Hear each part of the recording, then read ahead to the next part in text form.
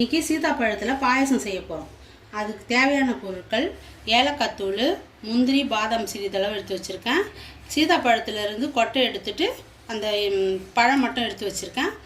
பால் 1/2 litre காய்ச்சி வச்சுருக்கேன். சர்க்கரை தேவையானது வச்சுருக்கேன். நெய், ஜிஆர்பி நெய் வச்சுருக்கேன். இப்போது நம்ம அடுப்பை பற்ற வச்சுக்கிறோம்.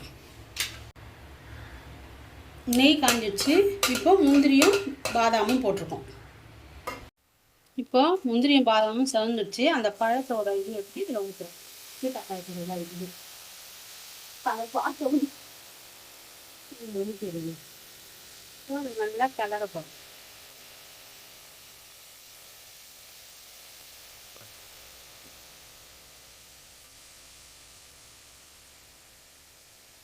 இப்போது சிறிதளவு ஏலக்காய் பொடி தூவப்போம்.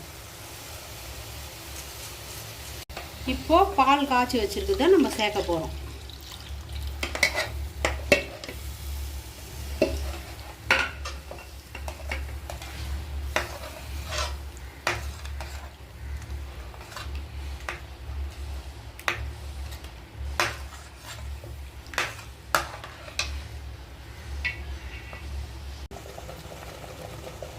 இப்போது தேவைக்கேற்ப சர்க்கரை போட போகிறோம்.